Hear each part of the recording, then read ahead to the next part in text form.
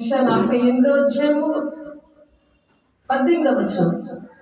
ఆత్మీయ పోరాటం కోసం మనం నేర్చుకుంటున్నాము.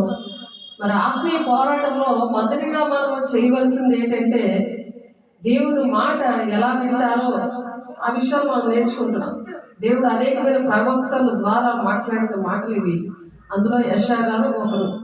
నీవు నా ఆజ్ఞల ఆలకింపవల్లని నేనెంతో కోరుచున్నాను అంటున్నాడు. దేవుడు ఆ ప్రవక్త ద్వారా మాట్లాడుతున్నాడు మనతో. నీవు నా ఆజ్ఞలు ఆలకింపవల్లని నేను కోరుచున్నాను. ఆలకించినే కదా. ఆలకిస్తే ఏం జరుగుతుందంటే నీ క్షేమము నది వలెను, నీ నీతి సముద్ర తరంగముల వలెను ఉండును. నీ నీతి ఎలాగ ఉంటుంది? మన నీతి అంటే మనం చేసిన నీతి కార్యాలు దేవుడే చేపిస్తారు, మనం చేయలేము. దేవుని ఆజ్ఞలు పాటించాలి అని అంటే దేవుని ఆత్మ కావాలి. దేవుని ఆత్మ లేకపోతే దేవుని ఆజ్ఞలు పాటించలేరు. ఒకవేళ దేవుని ఆత్మ ఉన్నా సరే పరిశుద్ధాత్మను రోజు పొందుకోవాలి.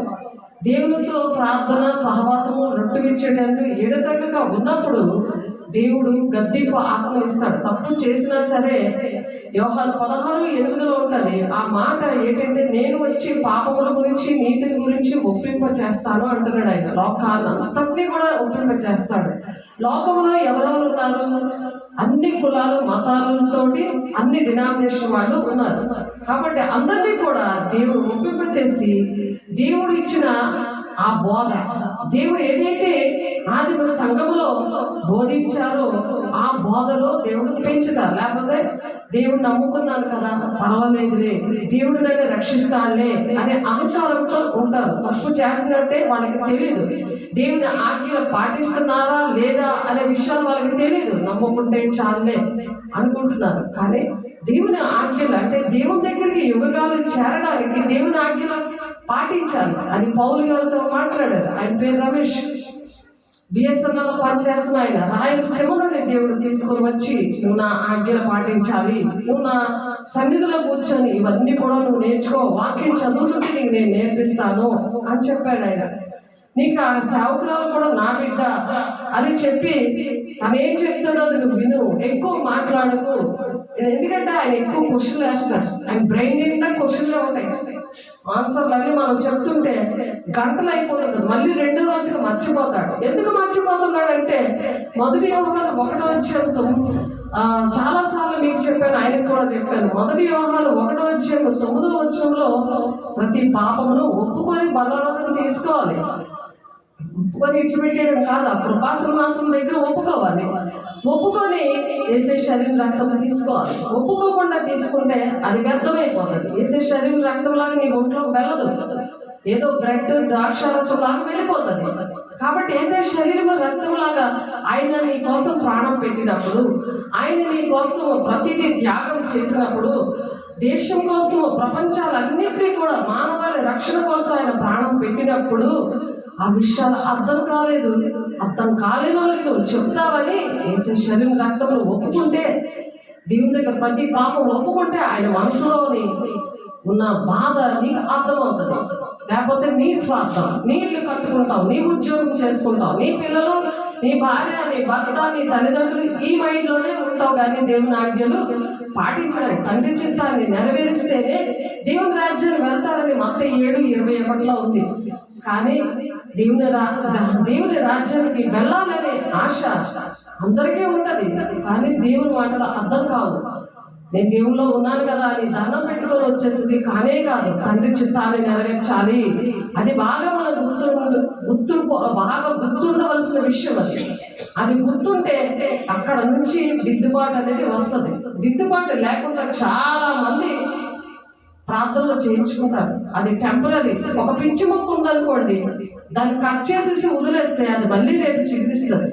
మళ్ళీ అది వేళ్ళు ఇంకా బలంగా ఉంటాయి. వేళ్ళు ఇంకా బలపడిపోతుంటాయి. చిగురు మాత్రం చిన్నదే ఉంటుంది. అలాగే ఆ వేళ్ళు ఉన్నప్పుడు అలాంటి పిచ్చి వేళ్ళు, పిచ్చి బోధలు, పిచ్చి మాటలు వింటుంటే దిద్దుబాటు లేకుండా దేవుడు ఒక మాట చెప్తుంటే ఇంకో మాట ప్రకారం మనం నడవకూడదు. అందుకే దేవుని ఆజ్ఞలు పాటించాలి అని అనేకమైన ప్రవక్తల ద్వారా దేవుడితో చెప్తూ వచ్చారు. దేవుడు యేసయ్య కూడా ఆయన ఆత్మను కలిగి దేవుని ఆత్మను పొందుకున్నాడు, పరిశుద్ధాత్మ శక్తిని పొందుకున్నాడు ఆయన. అందుకే మానవాళి రక్షణ కోసం ఆయన ఉపవాసం ఉన్నాడు. ప్రార్థన చేశాడు గెత్సేమనే తోటలో. ఆ చెమట రక్త బిందువులు అయిపోయేటట్టు ఆయన బాధపడ్డాడు. ప్రపంచం అంతటి కోసం కూడా దాని ముందుగా ప్రవక్తలతో మరి దేవుని కుమారుడే వస్తాడు. బలి మేకబలో కోడుబలో పౌరును దేనిని బలి ఇచ్చేసి పాపక్షేమం వచ్చేస్తుందని అనుకున్నారు. ఏ నీటిలో ఏ నదిలో మునిగినా సరే పాపక్షేమం వచ్చేస్తాను అనుకొని ఆనాటి జనులతో ఈ ప్రవక్తలైన వాళ్ళందరూ కూడా మాట్లాడుతూ వచ్చారు. అందులో యెషయా గారు ఒకరు. ఆయన చెప్తున్నారు, నీవు నా ఆజ్ఞల ఆలకింపవల్లని నేను ఎంతో కోరుతున్నాను అంటున్నాడు. ఎంతో కోరుకుంటున్నాడు ఆయన. ఆయన కోరుకునేది ఏంటి? ఎంతో కోరుకుంటున్నాను అంటున్నాడు ఆయన. మన పిల్లలు మాట వినకపోతే నువ్వు డాక్టర్ అవ్వాలని, ఇంజనీర్ అవ్వాలని నేను ఎంత కోరుకుంటున్నాను.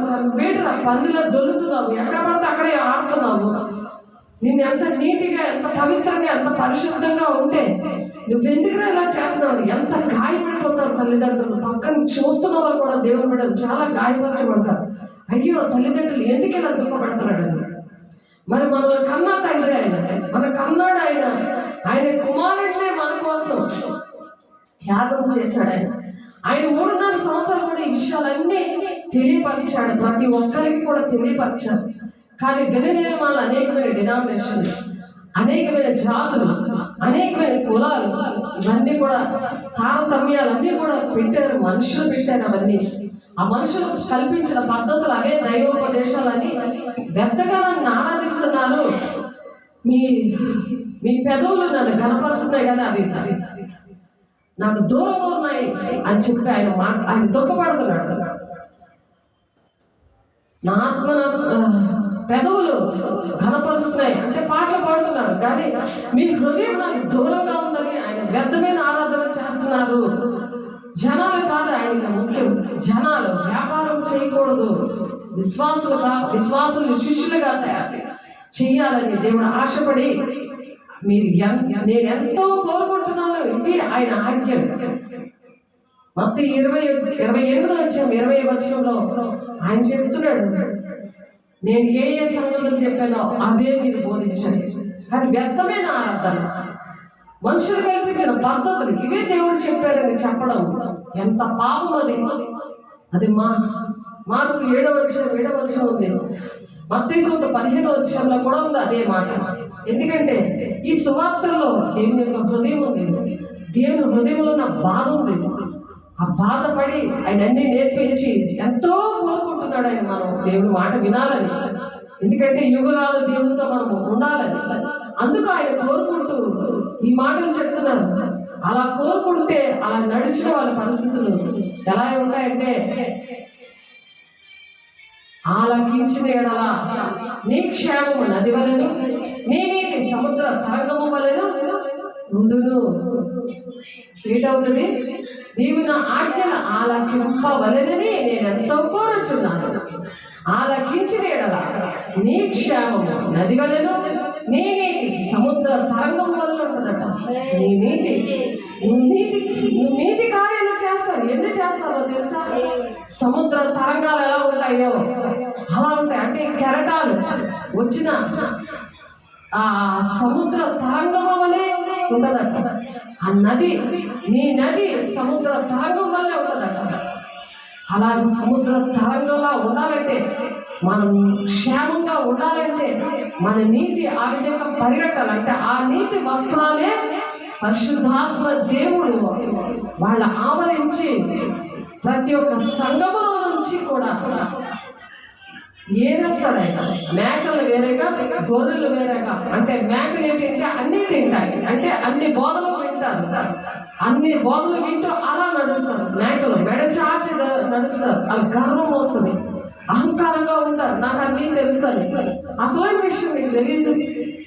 ఆయన హృదయం నువ్వు పెదవులతో గమనిస్తున్నావు, కానీ నువ్వు హృదయం ఎవరికి దూరంగా ఉంది అని చెప్తున్నాడు. ఎంతోమంది బిడ్డలు అటువంటి వారి కోసము కన్నీరు కార్చినప్పుడు దేవుడు, మేము కన్నీరు కార్చాము అటువంటి బిడ్డల కోసం. మాతో దేవుడు మాట్లాడారు ఆ విషయాలు. వాళ్ళ హృదయము దూరంగా ఉందంట. అలా దూరంగా ఉన్న వాళ్ళకి మరి అటు ఇటు చీకట్లు కనబడ్డాయి. పెద్ద సాతాను ఆ దేవుని మాట వినకుండా అన్ని దిక్కులా తిరుగుతున్నా ఆ గాలికి చెదరకుండా పొట్టుకునే ఉంటారనండి. దేవుని మాటలు విన్న వాళ్ళు దుష్టుడు లెక్కలో వస్తారు. కాబట్టి దుష్టుడు ఏం చేస్తాడంటే పక్కన నిలబడినట్టే దేవుడు చూపించారు. అటు ఇటు ఇద్దరు దుష్టులు నిలబడ్డారు. సాతాను మధ్యలో ఉండి పైకి తేటగా మొహం తల ఉంది, ఒళ్ళంతా మరి బ్లాక్ డ్రెస్. ఏంటంటే ఆ నీతి వస్త్రాలు లేవు అక్కడ. ఆ నీతి వస్త్రాలు లేకుండా ఆ సముద్రం తరంగాల్లాగా ఉంది. కాబట్టి నీ సంతానం ఇసుక వలె విస్తారం అవుతుందట. నీ సంతానం ఇసుక వలె విస్తారమగును, నీ గర్భఫలము దాని రేణువుల వలె విస్తరించదు, వారి నామమున సన్నిధి నుండి కొట్టివేయబడదు. అంటే పిల్లలు ఎలా ఉంటారంట, తరతరాల వరకు కూడా వాళ్ళు దీవెనకరంగా ఉంటారు. నీ గర్భఫలము దాని రేణువులుగా విస్తరించును, వారి నామమున సన్నిధి నుండి కొట్టివేయబడదు. ఇప్పుడు దేవుడు నమ్ముకున్న బిడ్డల పరిస్థితి నమ్ముతే మరి దేవుడు నమ్ముకోలేని పరిస్థితి. దేవుడు అంటే తెలియని వారికి నువ్వు చెప్పలేదని దేవుడు నీ మీదే దేవుడు లెక్క అడుగుతాడు, కానీ వాళ్ళని లెక్క అడగడు. వాళ్ళకి చెప్పే బాధ్యత మనకుంది. వాళ్ళకి దేవుడు మనకి అన్ని నేర్పిస్తున్నాడంటే, బైబిల్ ఇచ్చారంటే, ఇన్నాళ్ళు బైబిల్ ఉండేది కాదు. 40 సంవత్సరాలు మరి ఎన్ని సంవత్సరాలు కష్టపడి ఆ బైబిల్ని అనేకమైన ప్రవక్తలు చక్కగా నేర్పించారు, చక్కగా రాయిపించారు. ఆ పరిశుద్ధాత్మ దేవుడే రాయించారు ఆ బైబిల్. చదువులేని వాళ్ళకి కూడా చదువు కూడా నేర్పించారు. ఆడియో బైబిల్స్ కూడా ఇచ్చారు, మామూలు బైబిల్స్ కూడా అనేకమైన రకాలు ఇచ్చారు. కానీ వాక్యములో ఏది ఉందో ఆనాడు పౌలు గారు చెప్తుంటే అవన్నీ కూడా పరీక్షించుకొని చూసుకున్నారు. అవి చూసుకొని నడవాలి తప్ప అనేకమైన చోట్ల తిరుగుతున్న వాళ్ళు దేవుడు ఇలా చూపించారు. ఆ మనిషి తేటగా ముఖం ఉన్నది, కానీ నల్ల డ్రెస్, అటు ఇటు పెద్ద ఎత్తుగా ఉన్న నల్లటి మనుషులు సాతాను నిలబడ్డాయి. ఆ దేవుడు డబ్బులు కూడా ఇంకొకరికి ఇస్తున్నట్టు ఆ మనిషికే చూపించారు దాని ముందు. మరి మీరు ఆలోచించండి, దేవుని ఆజ్ఞను పాటించడం ఎంత ముఖ్యమో, వాక్యం చదవడము ప్రార్థన చేయడం ఎంత ముఖ్యమో. ఇప్పుడు మేము వాక్యము చదివి మరి దాని ప్రకారం నడిచినప్పుడు, ఆ విధంగా అటువంటి వారి కోసం ప్రార్థన చేసినప్పుడు దేవుడు బయలుపరిచిన విషయాలు, దేవుడు ఆ విషయాలు భూమి గంతముల వరకు సాక్షిగా ఉండమని చెప్తున్నారు. నీ సంతానం ఇసుక వలె ఉంటారు, అలా ఉంటారంట. నీ సంతానం నీ పిల్లలు బాగోలేదని బాధపడుతున్నావా? నీకు ఇష్టంగా ఆయన ఉండాలని బాధపడుతున్నావా? ఎంతమంది ఉంటారో తెలుసా? ఇప్పుడు నది నీ నీతి సముద్రం తరంగం వలె ఉన్నప్పుడు, ఈ నీతి ఎలా ఉంటుంది? సముద్ర తరంగంలో వలె ఉన్నప్పుడు, అంటే నువ్వు నీతి కార్యాలు చేస్తున్నప్పుడు, ఇటువంటి మాటలు అందరికీ వివరించి చెప్తున్నప్పుడు, అది దేవుడు నీకు ఇచ్చిన బాధ్యత. ఆ బాధ్యతను వహించకపోతే సంఘం ఎలా ఉంటుందో అది దోపుడు సొమ్ములాగా అయిపోతుంది. దొంగలు దూరిపోతారు, ఇష్టం వచ్చిన వాళ్ళు దూరిపోతారు. ఇష్టం వచ్చిన వాళ్ళు వస్తే ఈ వాక్యం ఇలా చెప్పలేము. దేవుడు ఏర్పాటు చేసిన బిడ్డలే మా దగ్గర ఇక్కడ ఉన్నారు. అటువంటి వారు వస్తే ఆ పక్కనలో కూడా వాళ్ళలో ఉన్న చీకటి ఏంటవుతుంది, వెలుగుతూ ఉన్న మనుషులు కూడా పాడు చేస్తుంది. అందుకనే దేవుడు అటువంటి వారిని ఆఫ్ చేశాడు, సన్నిధికి రానివ్వకుండా. దేవునానికి స్తోత్రం. ఇక్కడ జనాలు ముఖ్యం కాదు. ఇక్కడ జనాలని ఎక్కడా వాక్యం లేదు. దేవుడు మాటలు వినడం, దేవుని ఆజ్ఞలు పాటించడం, దేవుని నీవు నా ఆజ్ఞ అలా చెప్పవల్లనే నేను ఎంతో కోరుతున్నాను అంటున్నాడు. అలా దేవుడు కోరికలు నెరవేర్చినప్పుడు నీకు ఇష్టమైంది ఏది కావాలంటే అడుగు, నేను ఇస్తానంటున్నాడు. 1 యోహాను 3:21 నాకు ఇష్టమైంది నేను చేస్తున్నారు కాబట్టి మీరు ఏదైతే అది ఇస్తానంటున్నాడు. దేవా నీతో ఉండాలని నాకు ఆశ. మరి నేను నా పట్ల నీకున్న ప్రణాళిక ప్రకారం నేను పని చేస్తానయ్యా. నీ బిడ్డగా నీ నీతి సముద్ర తరంగం వల్లే ఉండాలి. నీ క్షేమము, నువ్వు క్షేమంగా బ్రతుకుతావు. ఇప్పుడు మరి మన దేశంలో ఎలా ఉంది, ఇక్కడ ప్రపంచం అంతటా కూడా ఎలా ఉంది, ప్రతి ఒక్క రాష్ట్రం ఎలా ఉంది, ప్రతిరోజు మనం చెప్పుకుంటున్నాం.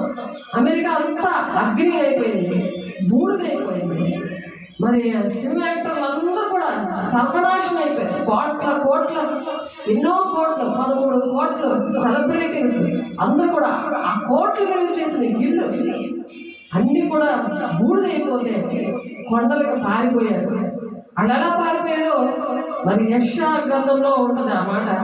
బబులోను ప్రకటన 18వ అధ్యాయంలో ఉంటుంది.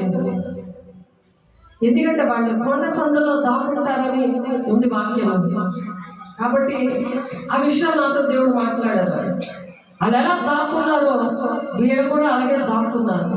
ఎలా దేవుడు నాశనం చేశాడో ఆ విధంగా నాశనం చేశారు. యెషయా గ్రంథము 2వ అధ్యాయము యెషయా గారు ప్రవచించారు. అది నెరవేర్పు ఇప్పుడు జరుగుతుంది. వాళ్ళని చూసి దేవుడి పిల్లలకి భయం పుట్టుకొని ఎవరైతే దేవుని ఆజ్ఞలు పాటించకుండా దేవుడు కోరుకుంటున్నది చేయకుండా ఉన్నారో వాళ్ళ కోసము దేవుడు ఒక సొరక పెట్టినట్లు హుదూద్ తుఫాను పెట్టారు. మరి ముందు వచ్చింది ఇంకా తుఫాన్లు వచ్చి సునామీ. ఆ సునామీ ఇప్పుడు కేరళలో వస్తుందని ఈ రోజు రాత్రి 11:30 ఆ టైంలో బయలుదేరుతుందని అలాగా ఆ కెరటాల సముద్రం అలాగా తయారవుతుందని మరి చెప్తున్నారు. మరి అటువంటి వారి కోసము మనము ప్రార్థన చేయాలి.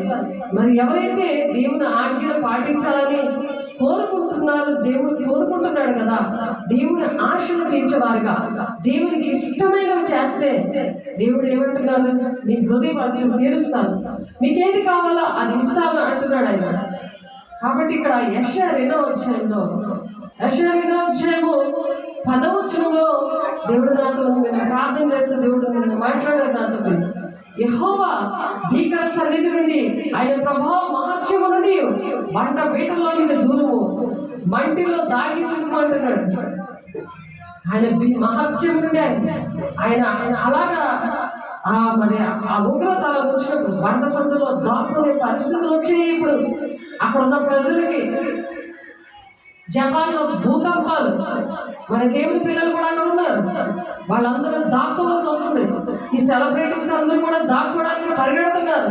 మరి వాళ్ళందరూ కూడా మారుమనసు పొందుకోవాలంటే మనం ప్రార్థన చేయాలి. ఆయనకి ఇష్టమైంది అది. ఆయనకు వాళ్ళ నశించుకోకుండా ఉండాలని ఒక సొరకలాంటి వాళ్ళకున్నదంతా కూడా ఏదైతే ఉగ్రత వచ్చినప్పుడే మీరు విధేయత కాకపోతే మీరు జీవము చూడరు కానీ నా ఉగ్రత చూస్తారని యోహాను 3వ అధ్యాయం 36వ వచనంలో దేవుడు మాట్లాడుతున్నారు. ఎవరైతే వింటారో వాళ్ళకి కొరతలేని ఆత్మను నేను ఇస్తాను. ఆ పాట పాడుతున్నాం, ఆ వాక్యం కూడా చెప్తున్నాం. కొరత లేని ఆత్మ, కొరత లేకుండా కొరత లేకుండా కొరత లేకుండా కొలమానం లేకుండా కొలమానం లేకుండా నీ ఆత్మతో నింపు, కొలమానం లేకుండా నీ ఆత్మతో నింపు. పరిశుద్ధాత్ముడా పరిశుద్ధాత్ముడా కొలత లేని ఆత్మతో నన్ను నింపు. అలా మనం ప్రార్థన చేసుకున్నప్పుడు ఏవి జరగబోతాయో దేవుడు మనకి బయలుపరుస్తాడు. అలా కొరతలేని ఆత్మతో నింపుతున్నప్పుడు దేవుడు మాటనే మనం పలుకుతాము. ఎవరైతే రక్షించబోతున్నారో అటువంటి వారిని రక్షించడానికి ఆ భారము, వేదన, దుఃఖం ఉన్న వారికి దేవుడు వాళ్ళతో మాట్లాడడానికి ఇష్టపడతారు. కళల ద్వారా, దర్శనాల ద్వారా, మరి సేవకుల ద్వారా మాట్లాడడానికి ఇష్టపడతారు. అదే ఎఫెసీ 4వ అధ్యాయము 11, 12, 13 వచనాల్లో ఉంది. పరిశుద్ధులు సంపూర్ణులు అవ్వాలంటే, క్రీస్తు శరీరము క్షమాపణి జరగాలి అంటే ఈ 5 పరిచయాలు ఇచ్చారు. ప్రవక్తలు, ఉపదేశకులు, కాపరులు, బోధకులు, అపోస్తలులు. వీళ్ళకి ఈ కొరత లేని ఆత్మ ఉండాలని ఆశపడాలి. చాలా మందికి ఇచ్చారు కానీ శరీర సంబంధంగా మన తయారయ్యారు. మొదట ఆత్మ సంబంధంగా ప్రారంభించారు, ఇప్పుడు శరీరానుసారంగా ఉన్నారని గలతీ సంఘానికి పౌలు గారు ఎలా బాధపడుతున్నారో ఇప్పుడు దేవుడు మా సంఘంలో కూడా మేము ఆ విధంగా బాధపడవలసి వస్తుంది. వాళ్ళ కోసం కన్నీరు కార్చడం అవుతుంది. వాళ్ళ ఒక్కొక్కరిని దేవుడు విడిపించాలని, దేవుడు వాళ్ళతో మాట్లాడాలని, వాక్యం వాళ్ళకి అర్థమవ్వాలని మేము కన్నీరు పెడుతున్నాం. దేవుడు నాకు స్తోత్రం. ఎందుకంటే అది నీతట సముద్ర తరంగం వలె ఉంటుందట. మన నీతి ఎలా ఉంటుందట? మన క్షేమంగా ఉంటాము. ఎంతమంది క్షేమం లేకుండా బాధపడుతున్నారు, ఎంతమందికి ఈ విషయాలు తెలియదు. దేవుని ఆజ్ఞలు పాటించాలనే విషయం తెలియదు, దేవుని కోరుకుంటున్నాడనే విషయం తెలియదు. మరి మనకు చెప్తున్నాడు, మనం చెప్పాలా లేదా? చెప్పకపోతే, వాళ్ళకి నువ్వు హెచ్చరిక చేయకపోతే ఆ ప్రాణానికి నువ్వే ఉత్తరవాదుగా. నేను హెస్కేల్ 3:18 చెప్తున్నాడు. హెస్కేల్ గారు ఆయన ప్రవచిస్తున్నాడు, దేవుడు ఆయనతో ఉండి మాట్లాడుతున్నాడు. ఇప్పుడు నాలో ఉండి దేవుడు మాట్లాడుతున్నాడు. అలాగే హెస్కేల్లో ఉండి ఆ విషయం మాట్లాడారు. యెషయా గారిలో ఉండి ఈ మాటలు మాట్లాడారు. ఒక ప్రవచన వాక్యం, ప్రవచనంగా ప్రార్థన చేయడం, అపోస్తలుగా వాడబడడం, దేవుడు ఏర్పాటు చేసిన ఆదిమ సంఘాన్ని దేవుడు ప్రారంభిస్తే అనేకమైన డినామినేషన్ మనుషులు ప్రారంభించారు. 400 సంవత్సరాలు దేవుడు మౌనంగా ఉన్న దినాల్లో దేవుడు చెప్పింది ఒకటి, మనుషులు చేస్తుంది ఒకటి. దాని ఉగ్రతే ఇప్పుడు గర్జిస్తుంది. అంచె దినాలు మరి ఉన్న రాకడ వెంటనే రాదు, కానీ ఇవన్నీ జరుగుతాయి. రాకడ ముందు, అంచె దినాల ముందు అని మత్తయి 24వ అధ్యాయంలో శిష్యులు అడిగినప్పుడు రాకడకు సూచనలు ఏంటి ప్రభు అంటే, ఆ సూచనలే ఇప్పుడు ప్రజెంట్ జరుగుతున్నాయి. అప్పుడు మనం సిద్ధపడాలా లేదా? నది వలె మన నీతి ప్రవహించాలా లేదా? సముద్ర తరంగాల వలె ఉండాలా లేదా? అప్పుడు మనం ఆ విధంగా దేవుడు ఆజ్ఞలు పాటిస్తే అప్పుడు మనం క్షేమంగా ఉంటామంట. అలా క్షేమంగా ఉంటామని ఈరోజు దేవుడు మనతో యెషయా గారి ద్వారా మాట్లాడుతున్నారు. యెషయా 48:18 దేవుడు ఈ మాటలు మాట్లాడి మళ్ళీ బలపరుస్తున్నారు. ఎప్పుడైతే ఆ విధంగా ప్రార్థన చేస్తామో, మన ప్రార్థనలు, మన మాటలు ఎవరైతే వింటారో, మన ప్రార్థనలు దేశం కోసం ప్రార్థన చేయమని ఉంది, రాజుల కోసం ప్రార్థన చేయమని ఉంది, మనుషులందరి కోసం ప్రార్థన చేయమని ఉంది. తిమోతి పత్రికలో తిమోతి గారు చెబుతున్నారు, సంపూర్ణమైన భక్తి, మాన్యతైన భక్తి కలిగి ఉండి ప్రార్థన చేయమంటున్నారు. అప్పుడు నువ్వు సుఖంగా బ్రతుకుతావట. నీ దినములు క్షేమంగాను, ఈ సంవత్సరం సుఖంగాను వర్ధిల్లుతావని ఉంది. ఇది దేవుని దృష్టికి అనుకూలమైనది ఉంది. దేవుడికి అనుకూలమైనది, ఆయనకి ఇష్టమైనది, ఆయన కోరుకుంటుంది. ఈ 3 మనం చేసినప్పుడు దేవుడు మనం క్షేమంగా ఉంచుతారు. ఈ ఆత్మీయ పోరాటంలో మనం గెలవాలని, యుగాలు దేవుడితో ఉండాలని దేవుడు ఆశపడి మత్తయి 10:20 ప్రకారం దేవుడు ఆ మనిషిలో ఎవరైతే అలా ఉంటారో వాళ్ళలో ఉండి చెప్తారట. వాళ్ళలో ఉండి ఈ విషయాలు, ఇటువంటి మాటలు చెప్తారు. మీరు ఇష్టపడితే మీ లోపల నుండి కూడా దేవుడు మాట్లాడతారు. మాట్లాడుతుంది మనిషి కాదు, దేవుని ఆత్మ మాట్లాడుతుంది. దేవుడే మనిషిలో ఉండి మాట్లాడతారు. దేవుడు ప్రేమించబడదు. దేవుని ఆజ్ఞలు ఎవరైతే పాటిస్తున్నారో వాళ్ళని దేవుడు వాడుకోవాలని ఇష్టపడుతున్నాడు. ఎందుకంటే ఆయన ఆత్మస్వరూపి, అగ్ని జ్వాల వంటి కన్నులు గలవాడు, అపరించబడి పాదములు గలవాడు అని చెప్పి ఆయన కోసం మనం ఆయన రూపం ఏంటో మనం పోయినసారి మనం నేర్చుకున్నాం. దీని ముందు ఆదివారం మనం నేర్చుకున్నాం. మీరు డిస్క్రిప్షన్లో చూడండి, ఆయన రూపం ఏంటి, ఆయన గుణాలు ఏంటి, ఆయన మనసులో ఉన్న వేదన ఏంటి, ఆ విషయాలు దేవుడు ఈ రోజు కూడా మాట్లాడడానికి ఇష్టపడ్డారు. నాకు ఇంతవరకు కూడా ఏం చెప్పాలో తెలియదు.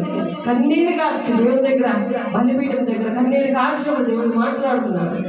కాబట్టి నీవు నా ఆజ్ఞల ఆలకింపు వల్ల నేను ఎంతో కోరుకుంటున్నాను.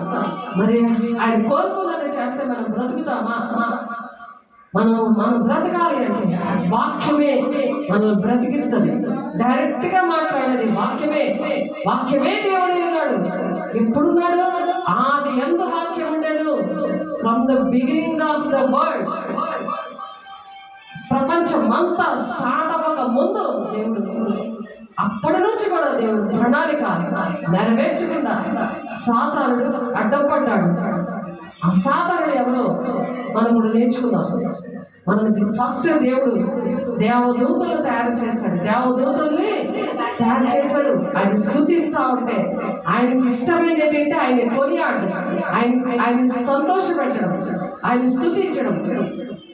ఇప్పుడు మనము కూడా ఎంత కొనియాడుతామో, ఆయన ఎంత స్తుతిస్తామో, కృతజ్ఞత పూర్వకంగా మనం స్తుతిస్తూ ఆరాధిస్తూ మన విన్నపాలు తెలియచేస్తూ, దేవా దేవుని రాజ్యం వెళ్ళాలి, నేను ఈ లోకంలో, నేను ఈ భూలోకంలో ఉండి నేను నశించిపోవడము నాకు ఇష్టం లేదు, నేను విని నిర్లక్ష్యంగా ఉండనయ్యా, నేను నిర్లక్ష్యంగా కూర్చోనయ్యా. దేవుడు సీసీ కెమెరాలో చూస్తున్నాడు, నువ్వు కూర్చోవడం, నువ్వు ఎలా ఉన్నావో నేను చూస్తున్నాడు, నువ్వు ఎలా ఒళ్ళు అటు ఇటు ఎలా తిప్పుకున్నావో, ఎలాగ నువ్వు చూస్తున్నావో, ఎలాగ నువ్వు వింటున్నావో, ఇవన్నీ కూడా దేవుడు చూస్తున్నాడు. నిన్ను వాడుకోవడానికి దేవుడు ఇష్టపడ్డాడు. నేను నీతో మాట్లాడుతుంటే నువ్వు ఎలా నిర్లక్ష్యం ఉన్నావు అని కీర్తన 139 కీర్తనలో దేవుడు నువ్వు కూర్చోవడం లేవడం చూస్తున్నాను అన్నాడు. దేవుడు నేను దేవుని రాజ్యం తీసుకెళ్తున్నానంటే వాక్యం వైపే చూడాలి, సేవకుల మీదే చూడాలి, సేవకులను చూస్తూ ఉండాలి. అప్పుడు నీ బుర్రలో దేవుడు ఆ విత్తనాన్ని నీ హృదయంలో నాటుతాడు. నువ్వు ఎప్పుడైతే నిర్లక్ష్యం ఉన్నాడో పక్కన సాధనలో వచ్చి ఆ విత్తనం వెతికిపోతాడు, నీకు మరి గుర్తుండదు, నీకు దాని దేవుడు ప్రణాళికలను ఉండవు. అందుకే జాగ్రత్త, దేవుడు నీతో మాట్లాడుతున్నాడు. నువ్వు అజాగ్రత్తగా ఉన్నావా, దేవుడు మళ్ళీ ఒక శ్రమ పెట్టి నిన్న దంచి మరి నిన్ను దేవుడు మళ్ళీ నిన్ను శ్రమలో పెట్టి ఆ కొలువులో పెట్టి కాల్చి మరి నేను షైన్గా చేయాలని, అందంగా నేను చేయాలని మళ్ళీ ఒక శ్రమ పెడతాడు. నీకు శ్రమ వద్దంటే ఒళ్ళు దగ్గర పెట్టుకొని దేవుడు మాట్లాడుతున్నప్పుడు సరిగ్గా వినాలి. ఆ వినాలని పాటిస్తాను ప్రభాని అక్కడే దేవుని దగ్గర తీర్మానం చేసుకోవాలి. దేవాలు నాతో మాట్లాడుతున్నాడు, నేను నిర్లక్ష్యంగా ఉండడు, నేను వింటాను అని చెప్పాలి. దేవుడు వెంటనే చెప్పాలి. వెంటనే చెప్పినప్పుడు మళ్ళీ వెంటనే నెక్స్ట్ విషయం నీకు అర్థమవుతుంది, నెక్స్ట్ పాయింట్ నీకు అర్థమవుతుంది. ఇప్పుడు పరలోక రాజ్యంలో దేవుడు స్తుతించడానికి, ఆయన స్తుతించి కొనియాడడానికి ఆయనకి అనేకమైన దేవదూతల్ని తయారు చేశాడు. ఆ తయారు చేసినప్పుడు ఆ దేవదూతల్ని తయారు చేసినప్పుడు వాళ్ళు దేవుని మాటలు వెనుక, ఇక్కడ మనుషుల మాటలు వెనుక పరిస్థితులు ఎలా ఉన్నాయో చూస్తున్నాము. దేవుని మాట వెనుక ఏం జరిగింది అక్కడ? లూసిఫర్ దేవుడి కన్నా ఎక్కువగా నిర్లక్ష్యంగా ఆయన ఆరాధించకుండా అహంకారంగా ప్రవర్తించింది. మనం ఎప్పుడైతే మనం అహంకారంగా దేవుని ఒక అధికారం చూడండి, ఎంత ఒళ్ళు దగ్గర పెట్టుకొని కూర్చుంటాం, ఎలాగల్లా అతను ఏం చెప్తాడో అతని వల్ల మనకి పథకాలు రావాలో అని ఎలాగ ఇంట్రెస్ట్గా చూస్తుంటారు. అలాగా దానికన్నా ఎక్కువగా దేవుని మాటలు వినాలి, దేవుని ఆశీర్వాదాలు పొందుకోవడానికి ఇష్టపడాలి. నేను అలా ఉన్నప్పుడు నన్ను దేవుడు అట్టి విధంగా దీవించాడు. వెంటనే సేవలు చెప్తున్నప్పుడు వెంటనే నేను రెస్పాండ్ అయిందని, నేను అలా ఉంటానయ్యా, నేను అలా చేస్తానయ్యా, నీకోసం నేను నిలబడతానయ్యా, నాకు ఈ వాక్యం నా పట్ల నెరవేర్చేయ్యా అని కన్నీరు కాచి నేను అడిగేదాన్ని. నిర్లక్ష్యంగా ఉంటే దేవుని రాజ్యానికి వెళ్ళరు. ఆత్మీయ పోరాటంలో గెలిచిన వాళ్ళు దేవుని రాజ్యానికి వెళ్తారు. నిర్లక్ష్యంగా కూర్చోకూడదనగా జాగ్రత్తగా కూర్చోవాలి, జాగ్రత్తగా మాట వినాలి, రెస్పాండ్ అవ్వాలి. అది దేవుడు మాట్లాడుతున్నారు. ఎందుకంటే ఆయన శిరస్సు అయి ఉన్నాడు, మనం అవయవాలుగా ఉన్నాం. శిరస్సు లేకపోతే విలువ ఉండదు కదా, శిరస్సు లేకపోతే విలువ ఉండదు ఎక్కడ. అందుకనే ఇక్కడ మరియమ్మ ఒక ఆవిడ ఉంది. మరి ఆ ఇంట్లో ఉన్నప్పుడు మంచం పట్టేసింది దేవుడు మాట వినక. ఆ బోధకులు, దొంగ బోధకులు ఆ చర్చకు వెళ్ళేది. ఆ రెండు సైతాలు కూడా కనబడేవి. ఒక పీక లేకుండా ఉన్నది, బాడీ వచ్చి ఇలా వచ్చి ఆడుతూ ఉండేది. ఆవిడ ఎదుర్కొంటారు. ఆవిడ డైరెక్ట్గా దర్శనంలో కనబడింది. అడిగేది నాకు వచ్చి, మాస్టర్ గారు ఎలాగ వస్తుంది? వేసే శరీరం రక్తం ఇవ్వగానే వెంటనే దేవుడు ఆత్మీయతలు తెలుస్తారు, దేవుడు మాట్లాడడం స్టార్ట్ చేస్తారు, దేవుడు బిడ్డలు వచ్చి ప్రార్థన చేస్తాడు. అలా జరుగుతుంది. అలా నేను వెళ్ళి ప్రార్థన చేస్తాను. ఆ శిరస్సు కనబడలేదు, ఎందుకంటే శిరస్సు అనే దేవుడు లేడు. ఆ శిరస్సున్న దేవుడున్న ఆ బాధ వెళ్ళలేదు. ఆవిడ ఎంత కోటీశ్వరాలు ఈ గ్రామం అంతా చెప్తారు, అంత కోటీశ్వరాలు. అలా రైల్వేలో పనిచేస్తాడు అలా ఆయన. అలాంటి పరిస్థితులు ఉన్న ఆమె మరి అటువంటి మనిషిని చూపించాడు. తర్వాత ఒక వైట్గా ఉండి ఒక ఆవిడ, రా మా చర్చికి తీసుకెళ్తాను, రా చర్చికి తీసుకెళ్తానని ఆవిడ అలాంటి వాళ్ళని ఆ దెయ్యము చనిపోయి అంటే నామకార్థంగా దేవుని ఆజ్ఞలు పాటించకుండా దేవుడు కల్పించిన పద్ధతులు ఇవే, దేవుని కల్పించిన పద్ధతులు దైవోపదేశాలుగా వ్యర్థంగా ఆరాధిస్తున్న వాళ్ళలో ఒక ఆమె, అక్కడే చర్చ్ ఉంది, అక్కడ అటు సైడ్ ఉంది అది, అక్కడికి వెళ్ళేవారు అంట వాళ్ళు. నాకు తెలియదు, నేను అక్కడికి వెళ్ళేదాన్నమ్మా. ఆ మనిషి నాకు ఈరోజు కనిపించింది దర్శనంలో. నేను కళ్ళు ఇప్పితే నాకు కనబడుతుంది.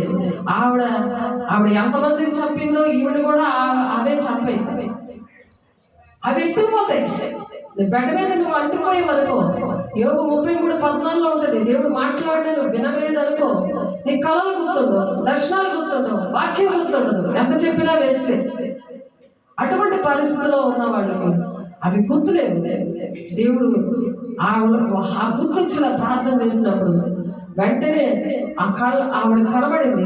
అటువంటి వారిని ఆ వ్యర్థమైన ఆరాధన వెళ్తున్న ఆమె విషయంలో దేవుడు ఈ సాక్ష్యాన్ని దేవుడు నాకు ఇచ్చారనమాట. ఎందుకంటే నా చేతుల మీదే ఆవిడ బల్లారం తీసుకుంది, మరి బాప్తీసం నా చేతుల మీదే తీసుకుంది. మరి ఇక్కడ ఉన్న వాళ్ళందరికీ కూడా తెలుసు ఆవిడ ఎంతమంది అయితే ఆవిడ శత్రువులు ఉన్నారు వాళ్ళందరి దగ్గరికి వెళ్ళి ఈవిడ మరి ఆ చర్చిలో ఉన్న వాళ్ళే మరి ఒక గ్యాంగ్లాగా తయారు చేసుకుంది. లిల్లీ పుట్టులు లాంటి ఆవిడలాగే లిల్లీ పుట్టులో ఉన్నంత ఎంతంత లిల్లీ పుట్టులు లాంటి వాళ్ళు వచ్చి ఆ తలగల్లో దూరిపోయి మనసంతా గెంతుకోండి, అమ్మా ఇవన్నీ గెంతుతున్నాయి, నాకు ఆరోగ్యం బాగుండలేదు, ఆయాసం వచ్చేస్తుంది, ఇలా మాట్లాడేది ఆవిడ.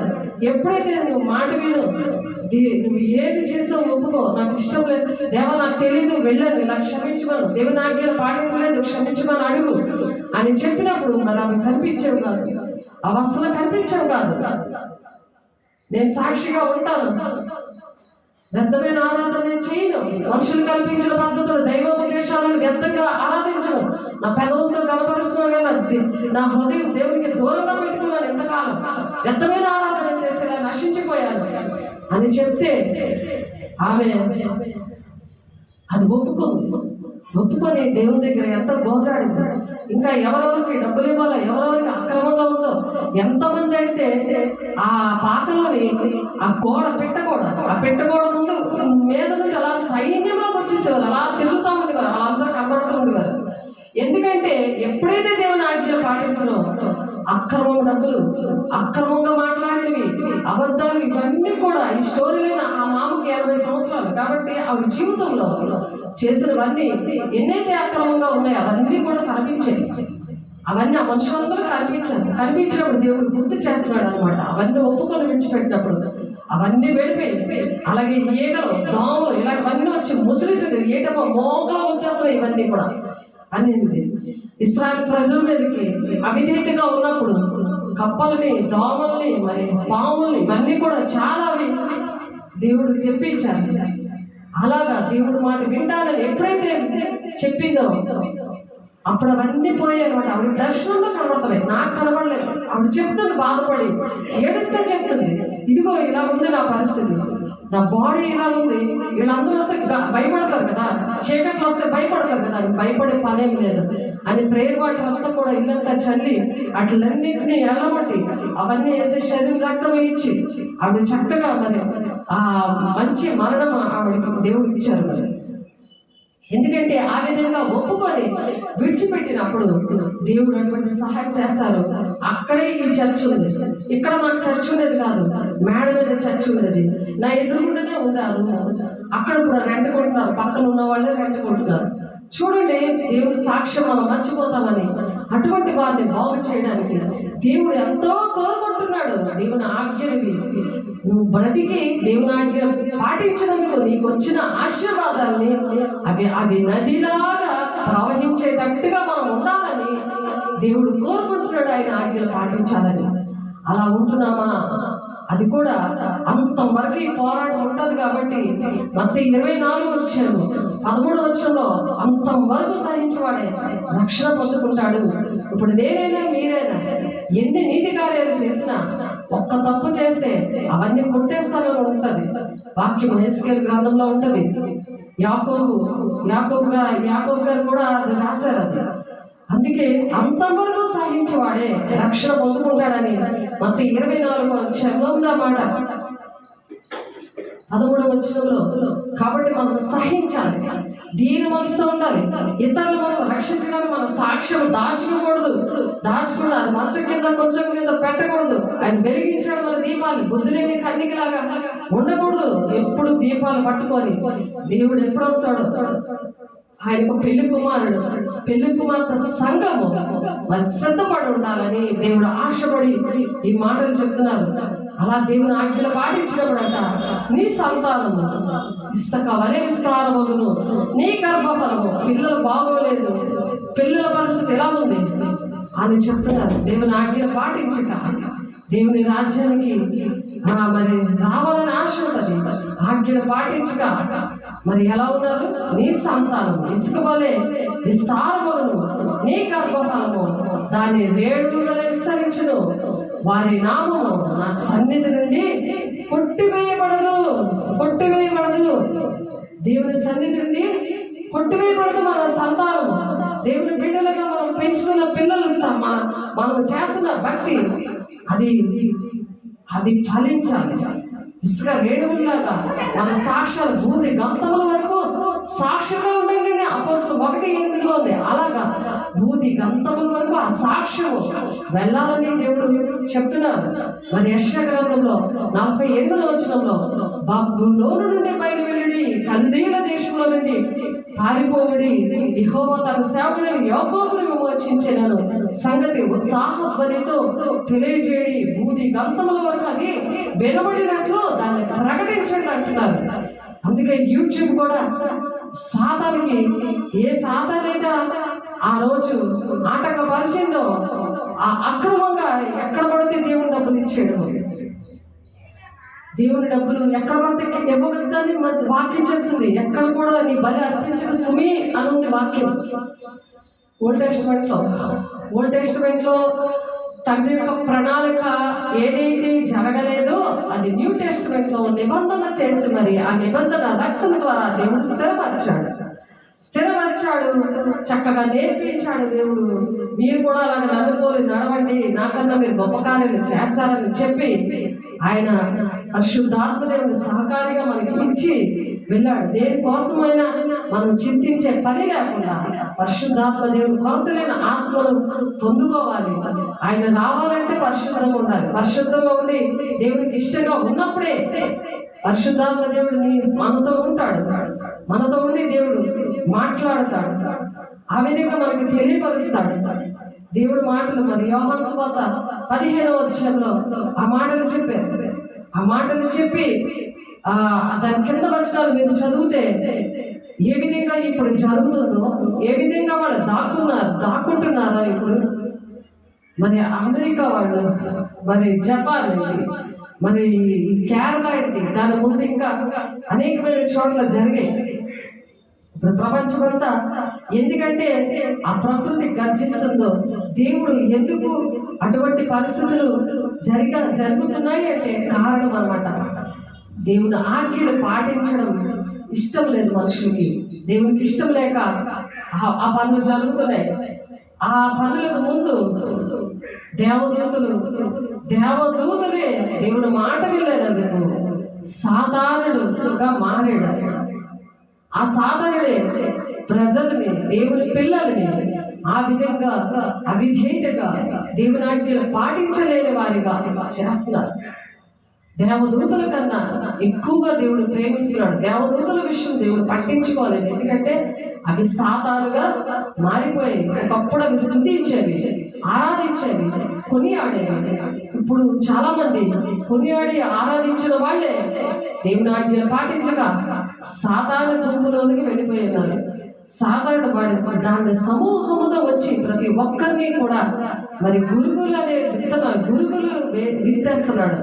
వాక్యము ఒకటి వినిపించి మరి వారి బాప్తిజాలు ఇచ్చి వేసే శరీరం ఇచ్చి అన్ని కూడా వాళ్ళు శ్రమల్లో కష్టాల్లో ఆదుకుంటూ మరి మంచి కాపురు తన గొర్రెల కోసం ప్రాణం పెడతాడు అన్న విధంగా అలా ఉన్నప్పుడు వాళ్ళు ఎలా తయారయ్యారంటే శరీరానుసారంగా తయారైపోయారు. హాయ్ బాయ్ అంటున్నారు దేవుడికి మనుషులకి. దేవుల్లోనే ఉన్నామని మనుషులు కల్పించిన పద్ధతులు దైవోపదేశములుగా వ్యర్థమైన ఆరాధనలో ఉండి నిర్లక్ష్యంగా మాట్లాడుతున్నారు. దేవుడితోని సేవకులతో నిర్లక్ష్యంగా, అందుకని వాళ్ళు మాట్లాడుతున్నారు. మరి రూతు విషయంలో దేవుడు ఏ విధంగా ఆమెకు మంచి రాకుమార్తెగా చేశారు, మరి దావీదుని ఏ విధంగా చేశారు, పేతురు గారిని ఏ విధంగా చేశారు, అలాగా మనం ఏ బాధలో ఉన్నా సరే, ఏ కష్టంలో ఉన్నా సరే భయపడద్దు అంటున్నాడు యెషయా 54వ అధ్యాయంలో. భయపడకుండా మనం కొరతలే నాలుకతో ఆ శ్రమలకి వాక్యాన్ని ఓర్చుకొని ఎవరైతే ఉంటారో, మరి ప్రకటన 3వ అధ్యాయము 9, 10, 11 వచనాల్లో దేవుడు మన పేరు రాసి, మన మీద ఆయన పేరు రాస్తాడంట. రాసి మన శోధన కాలంలో దాస్తాడని మరి ఆదివారం మనం చెప్పుకున్నాం. ఆ సాక్ష్యం కూడా మనం చెప్పుకున్నాం. రూతు గ్రంథంలో ఉంటుంది 3వ అధ్యాయం 1-3 వచనాలు. రూతుల మరి ఆ రూతు విషయంలో మరి ఆమె ఏం చేసింది? ఆ నీళ్ళనే వాక్యం, ఆ వాక్యాన్ని అంగీకరించింది. తను ఆ నీతి అనే వస్త్రాలు, బట్టలు వేసుకుంది. చక్కగా అందులో ఉంటుంది ఆ నయమి. తన అత్త నువ్వు ఆ నూనె రాసుకొని బట్టలు వేసుకొని మరి స్నానం చేసి బోయజు దగ్గరికి వెళ్ళమని చెప్తుంది. అబ్బో ఏ పొలంలో అయితే పరిగి పేరుకోవడానికి వెళ్తాడు, మరి అక్కడే రాకుమార్తెగా తన దేవుడు తయారు చేస్తాడు. కాబట్టి మనం ఆ నీళ్ళు అనే వాక్యము, ఆ నీతి వస్త్రాలు, మరి ఆ పొలమే మరి సంఘంలో ఉండాలి. ఆ విధంగా ఉన్నప్పుడు దేవుడు రాకుమార్తె జీవితం రారాజు బిడ్డలుగా దేవుడు ఆశీర్వదించాలని దేవుడు ఆశపడుతున్నారు. అప్పుడు నీ సంతానం ఇసుక వలె విస్తారమవుతుంది, నీ గర్భఫలము దాని రేణువులను విస్తరిస్తుందంట. వారి నామము నీ సన్నిధి నుండి కొట్టివేయబడదు. దేవుని సన్నిధి నుండి కొట్టేశాడేమో, నువ్వు అందుకే చర్చికి రాలేకపోతున్నావు. నువ్వు దేవుని ఆజ్ఞలు పాటించట్లేదు. పౌలు గారికి అదే చెప్పారు, దేవుని ఆజ్ఞలు పాటించాలి, ఆ విషయాలు నేర్చుకోవాలి అని చెప్పారు. మరి చిన్నప్పుడు 11 సంవత్సరాల నుండి దేవుడితో మాట్లాడాలన్న ఆశతో వచ్చినప్పుడు, తను ఎన్నో బాధలు పడినప్పుడు, దేవుడు వెతికినప్పుడు దేవుడు రాయలసీమ నుండి ఇక్కడికి పంపించారు. ఎన్ని సంవత్సరాలు వెతికాడు?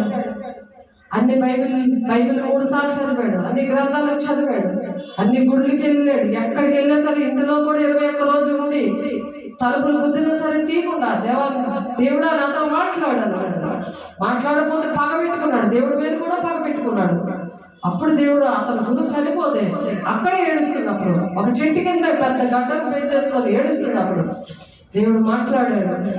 జొన్నగుడిలో, విజయనగరంలో నా బిడ్డ ఉంది, నువ్వు వెళ్ళు, నువ్వేం చెప్తావో అది దానికి ఆన్సర్లు అదే తన పాట ద్వారా వాక్యం ద్వారా నీతో మాట్లాడతాను నేను అని చెప్పినప్పుడు వచ్చాడు. ఆయన కుర్రోడ్లాగా చక్కగా తయారయ్యాడు. బాప్తిసం తీసుకొని ఆయన బాప్తిసం సర్టిఫికెట్తో సహా ఉన్నాయి. ఆయనే చేయించాడు. ఆయన చేయించినందుకే దేవుడు ఆయనతో మాట్లాడాడు. అంత ఇష్టపడుతున్నాడు. అందుకే క్రియలు చేశాడు. మాట్లాడడం కాదు, క్రియలు చేశాడు. క్రియలు చేస్తేనే సంతానంగా, ఆయన సంతానంగా నీ సంతానం ఇసుకగలిగిన స్థానం అంటే నువ్వు పుట్టిన పిల్లలు కాదు, నీ సాక్ష్యాన్ని బట్టి అనేక మంది దేవుని రాజ్యానికి వచ్చే వారిని ఇసుక ఎలా ఉంటారు? మీ సంతానం ఇసుక వల్లే ఉంటారు. ఇసుకని లెక్కట్లేవు కదా. ఇంత గుప్పుడు పట్టుకుంటే ఆ ఇసుకలో ఎన్ని లక్షలు ఉన్నాయో నీకు తెలీదు, నాకు తెలీదు.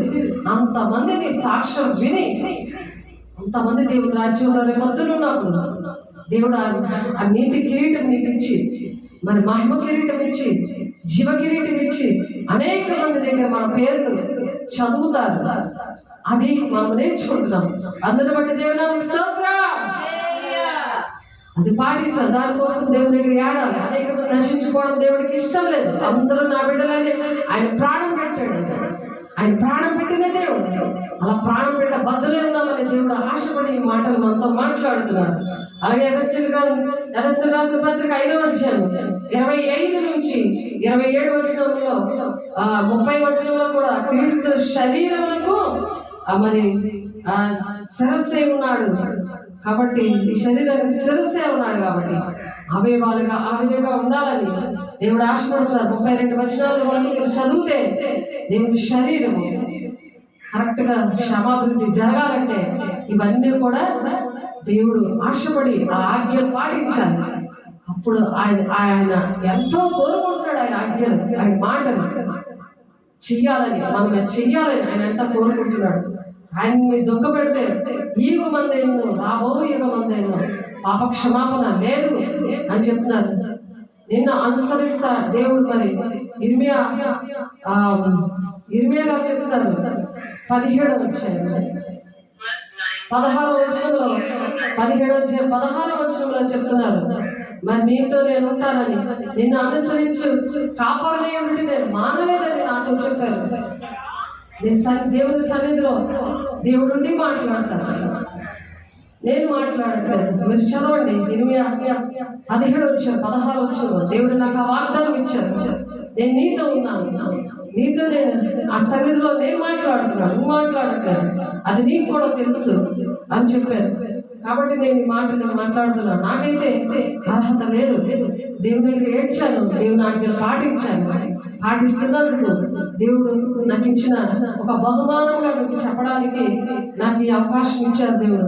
ఆ విధంగా నన్ను వాడుకోవడానికి ఇష్టపడుతున్నారు. రూతు ఆత్మానుసారమైన ప్రార్థన చేసింది, మరి తగ్గింపు ప్రార్థన చేసింది. మరి ఏ పొలంలో కూలిగా తన చేరిందో అక్కడే ఒక రాణిగా తయారైంది. రూతు 13వ అధ్యాయం 9వ వచనం చూడండి. అక్కడ ఉంటాయి మాటలు. బట్టలు నీతికి సాదృశ్యం అన్నమాట. ఆ నీతి క్రియలు అలా ఉండాలి ఇంటిలోని, మరి బయట సంఘములో. ఫస్ట్ తండ్రి చిత్తాన్ని నెరవేర్చిన వాళ్ళే నీ తల్లి సహోదరులు అని చెప్తున్నారు. వేసే శరీర అవయవాలుగా ఉండి మనం ఆ విధంగా ఉండాలి. ఇదే ఆత్మీయ పోరాటం. ఈ పోరాటంలో గెలవాలి, ఓడిపోకూడదు. ఓడిపోతే మరి దేవుని రాజ్యానికి అయితే వెళ్ళం. మనం మరి 40 దినాలు ఒలీవ కొండ దగ్గర మరి దేవుడు ప్రార్థన చేశారు. 48 వచ్చాయి. ఒకసారి చూద్దాం. లూకా 24 వచ్చారు. ఆయన ఎలా ప్రార్థన చేశారు? లూకా 24 అధ్యాయంలో మన కోసం దేవుడు ప్రార్థన చేశాడు. ఆయన పోలి మనం ఉండాలని ఆయన ఆశపడ్డారు. కాబట్టి అటువంటి ప్రార్థన మనకు ఉండాలి. అటువంటి కన్నీరు కాచి మరి రాత్రైనా పగలైనా మీరు నడుస్తున్నైనా మరి ప్రతి క్షణము కూడా దేవునికి ఇష్టంగా దేవుడితో మాట్లాడడం. ప్రార్థన అంటే దేవుడితో మాట్లాడడం. కాబట్టి కొరతలేని ఆత్మను దేవుడు ఇచ్చినప్పుడు ఆ విధంగా మనం ఉండగలం అన్నమాట. ఆయనతో మాట్లాడుకోగలము. అలాగే ఏదైనా శ్రమ వచ్చినప్పుడు ఆ ఆత్మీయ పోరాటంలో మనం గెలవగలము. అలాగే గెలిచారు. మీరు నన్ను పోలి నడవండి, నాకన్నా గొప్ప కార్యాలు చేస్తారు అని చెప్పారు. ఇక్కడ లూకా 24 అధ్యాయము 49వ వచనంలో ఇదిగో నా తండ్రి వాగ్దానం చేసినది మీ మీదకు పంపుచున్నాను అన్నాడు. మీ మీదకు పంపుచున్నాను, నా తండ్రి వాగ్దానం చేసినది మీ మీద పంపుతున్నాను. ఎవరైతే దేవుని ఆజ్ఞలు పాటిస్తారో, కొరతలేని ఆత్మ కావాలని అనుకుంటున్నారో, నా తండ్రి ఆత్మను మీ మీదకి నేను పంపిస్తున్నాను. మీరు పైన శక్తి పొందుతారు. కింద భూ సంబంధం ఎదుగుతుంటే మీకు శక్తి రాదు, నాకు శక్తి రాదు. భూ సంబంధమైన మనుషుల మీద నువ్వు మనసు పెట్టుకొని వాళ్ళ కోసం ప్రార్థన చేస్తుంటే పరిశుద్ధాత్మ పొందుకోలేదు. ఇదిగో నా తండ్రి వాగ్దానం చేసినది మీ మీదకి పంపుచున్నాను, మీరు పైన శక్తి పొందే వరకు పట్టణంలో నుంచి ఉండని వారితో చెప్పాను, శిష్యులతో చెప్తున్నాడు. ఆయన దేవుని పని చేయాలంటే ఆ నీతి తరంగాల్లాగా, మన నీతి క్రియలన్నీ సముద్రం తరంగాల్లాగా ఉండాలంటే, మనం క్షేమంగా ఉండాలంటే ఆ విధంగా ఆత్మ లేనివాడు నావాడు కాదని రోమా 8:9 చెప్తున్నారు. అలా దేవుని బిడ్డలుగా లేకపోతే దేవుని నమ్ముకున్న భ్రమలోనే బతికేస్తారు. కానీ ఏ శ్రమ వచ్చినా తట్టుకోలేదు, ఏ శ్రమ వచ్చినా దొరికిపోతారు, సాతానికి దొరికిపోతారు. దేవుని ఆత్మన్నప్పుడు నువ్వు దొరకకుండా నీకు జ్ఞానం ఇస్తాడు. పాముల వల్ల వివేకం ఉంటారు, పావురాల వల్ల నిష్కప్తంగా ఉంటారు. అలాగా దేవుని ఆత్మ అలా కాపాడుతుంది.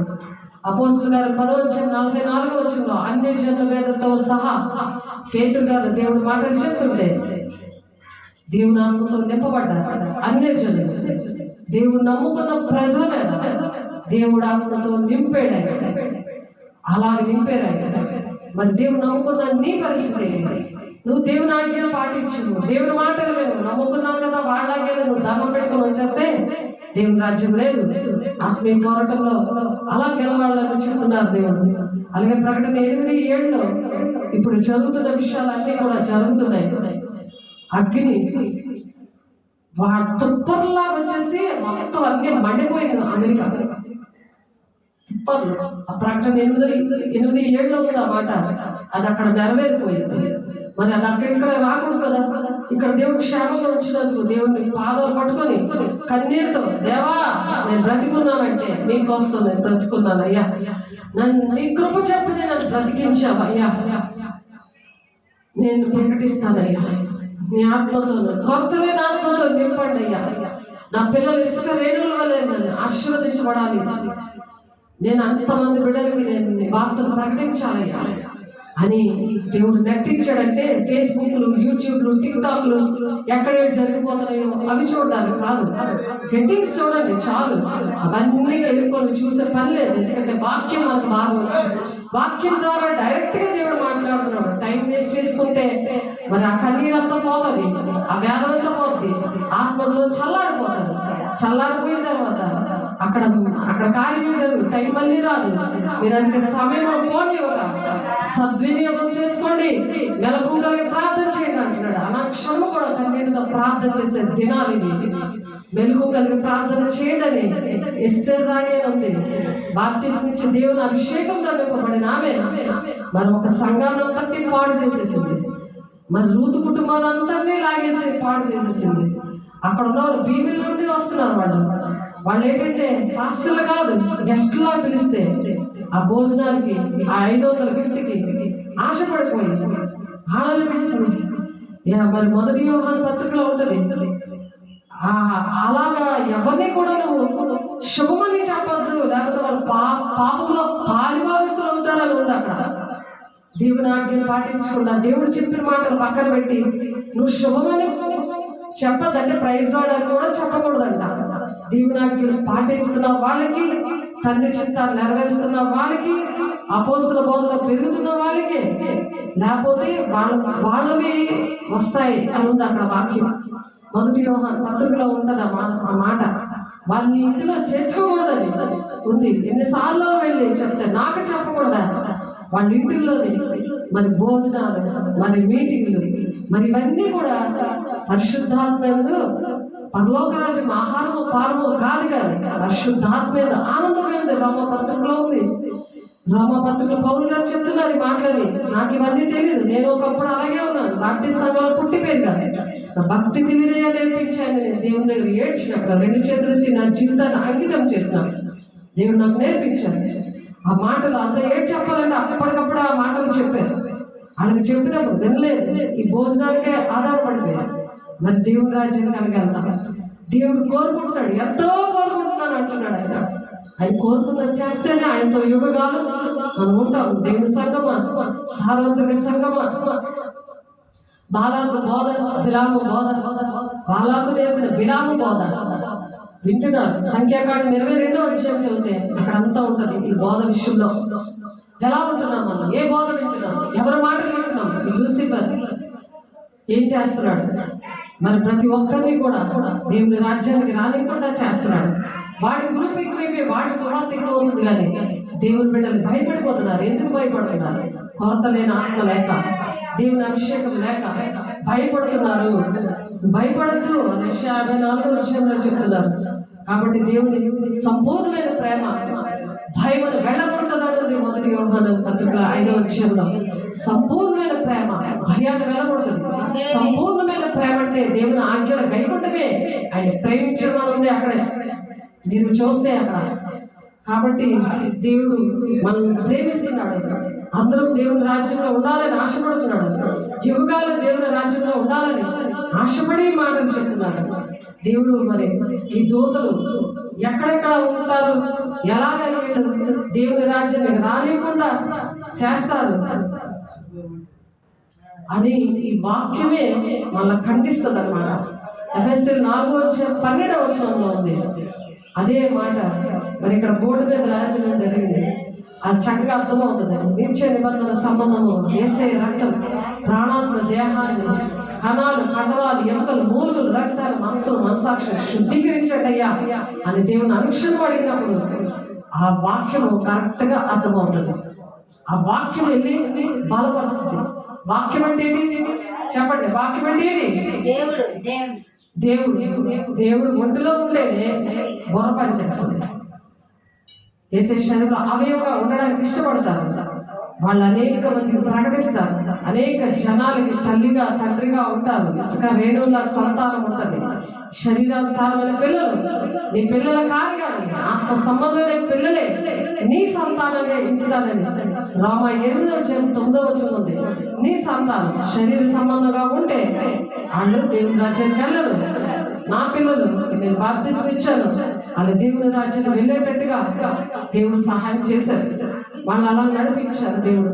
దేవుడు ప్రణాళికలను బట్టి నేను దేవుని పిల్లల విషయంలో దేవుని శరీరం అవయవంలాగా ఉంది దేవుని ఆజ్ఞలు పాటించాడు. నా సంతాన విషయంలో నా కుటుంబం విషయంలో పట్టించుకున్నాడు. నువ్వు ప్రార్థన చేస్తే పట్టించుకోడు. నువ్వు దేవునికి ఇష్టంగా ఉంటావు. ఆయన ఎంతో కోరుకుంటున్నాడు కదా. ఆయన కోరికలను తీరిస్తే అప్పుడు నీ కోసం పట్టించుకుంటాడు. లేకపోతే యెషయా 1:15 ఉంది. నీ చేతులు రక్తంతో నిండి ఉన్నాయి, నువ్వు కడుక్కో అంటున్నాడు. అంటే పాపంతో నిండి ఉంది, కడుక్కో అంటున్నాడు. నువ్వు బహుగా ప్రార్థన చేస్తున్నాను నేను వినను అంటున్నాడు. ఆయన కళ్ళు కప్పుకొని ఉంటాడంట. ఆయన కళ్ళు కప్పేసుకుంటాడంట. ఆయన వినను అంటున్నాడు. బహుగా ప్రార్థన చేసి వినను. సంవత్సరాలు ప్రార్థనలు చేస్తున్నారు. ఏకాంతం వెళ్ళిపోయి మీటింగ్లు పెట్టుకుంటారు, ప్రార్థన చేస్తారు, దేవుని వాక్యం చెప్తారు, అన్ని వేస్ట్ అయిపోతాయి. ముందు మనం దేవుని రాజ్యానికి వెళ్ళాలంటే బహుగా ప్రార్థన చేయక్కర్లేదు. క్షణంలో వింటాడు. యెషయా 58 ఉంది. చూద్దాం. యెషయా 58 ఎలా ఉపవాసం ఉండాలి, ఎలా ప్రార్థన చేయాలి, దేవుడు ఎలా జవాబిస్తాడు అనే విషయాలు యెషయా 58 ఉంది. దేవుని ఆజ్ఞలు పాటించే వారికి ఇది వర్తిస్తుంది. ఆజ్ఞలు పాటించకపోతే సంవత్సరాలు ప్రార్థన చేసుకోవడమే. సంవత్సరాలు పాపాలు మోటార్లతో ఒప్పుకోవాలి. సంవత్సరాలు ఒప్పుకోవడానికి కావాలి సంవత్సరాలు. కానీ దేవుని ఆజ్ఞలు పాటిస్తే ఆ పాపాలన్నీ కొట్టేస్తాడు. దేవుని సన్నిధికి వాళ్ళు వస్తున్న కొద్దీ దేవుని మాటల ద్వారా బలపడతారు. తగిన సమయాన్న మంచి కాపాలంటే తన గొర్రెల కోసం ప్రాణం పెడుతూ ఆ వాక్యం అనే దేవుడు ఆ గడ్డి వేస్తూ ఉంటాడు. ఆ బోధ అనేది వాళ్ళకి తగిన సమయంలో వాళ్ళకి అటువంటి బోధని అందిస్తాడని ఉంది వాక్యం. అటువంటి బోధకులు మనకి కావాలని ప్రపంచమంతా అటువంటి బోధకులు ఉండాలని దేవుడు ఆశపడి మాటలు చెప్తున్నారు. ప్రతి ఒక్కరు సరి చేసుకోవడానికి దేవుడి మాటలు చెప్తున్నారు. ఇదొక్కడు మనం చెప్పేసుకొని ముగించేద్దాము. యెషయా 58 ఎవరైతే దేవుని ఆజ్ఞను పాటిస్తారో అటువంటి ఉపవాసం ఉంటారు. అటువంటి ప్రార్థనకి అంత ఫాస్ట్గా జవాబులు వస్తాయి. యెషయా 58 వాళ్ళకి దేవుడు ఇచ్చే కొరతలే ఆత్మలు ఇచ్చి వాళ్ళకి ఏ వరాలు ఇస్తారంటే నేను అనుభవంతో నేను చెప్తున్నాను. నా సాక్ష్యం కలిగి ఉండే అటువంటి సాక్ష్యం కలిగి ఉండే నేను చెప్తున్నాను. అటువంటి ఏరియాలో నేను పని చేస్తూ చెప్తున్నాను. అటువంటి పిలుపు కలిగి దేవుడు నాకు ఈ మాటలు చెప్తున్నారు. అటువంటి పిలుపుతోటి ఈ ఏరియాకి నేను వచ్చాను. జొన్నగుండి, ఆ జొన్నగుండి ఏరియా అయిన తర్వాత ఎంగళపల్లి ఇచ్చారు దేవుడు. అది కూడా అదే ఏరియా. జమ్ము అది కూడా అదే. అటువంటి జొన్నగుండి లాంటి ఏరియా. అరకువేలిలో కాగువలస, నారింజ వలస అవే అలాంటి ఏరియాలే. ధరంపూరి అటువంటి ఏరియా. వేడపల్లి అటువంటి ఏరియా. జొన్నగుండి లాంటి ఏరియాలే. ఆలోచించండి. దేవుడు ఇప్పుడు ఆ పని అప్పచెప్పాడంటే దేవుడు మాట విన్నారంటే వాళ్ళకి ఆ వరాలు ఇస్తాడు. పుట్టినే వదిలేడు. దగ్గరకు అప్పచెప్పాడు, మనుషులకు అప్పచెప్పాడు. దేవుడు అలా దాస్తాడు. దేవుడు అలా దాచి దేవుడు ఆయన చాటుగా దాస్తాడు. ఒదిగిపోతానయ్యా అని పాడుకున్నాం మనం.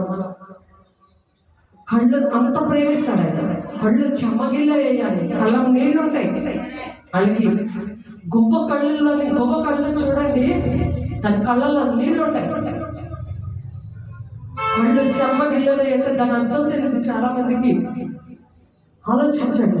సాక్ష్యము బూది గంతంలోకి ఇది వెళ్తుందంటే మరి ఏ ఆమెకైతే ఆ శాతాలు అటు ఇటు కనబడ్డాయో ఆమెకి ఇష్టం లేదు, యూట్యూబ్ ఛానల్ అంటే ఇష్టం లేదు.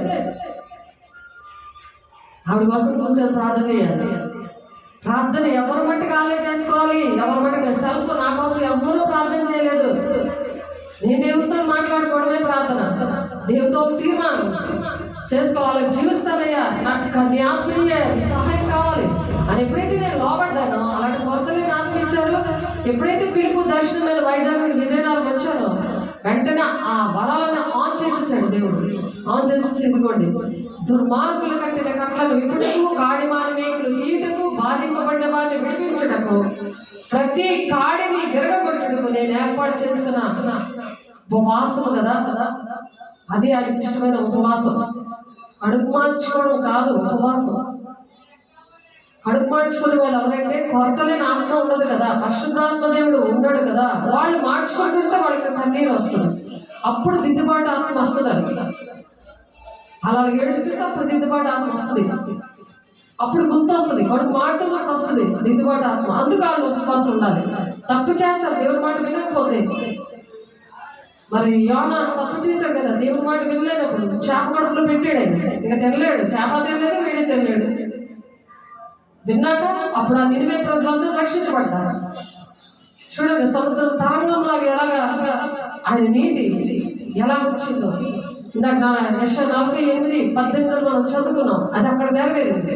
అలా ప్రతి భక్తుడి ద్వారా దేవుడు అలా నెరవేర్చారు.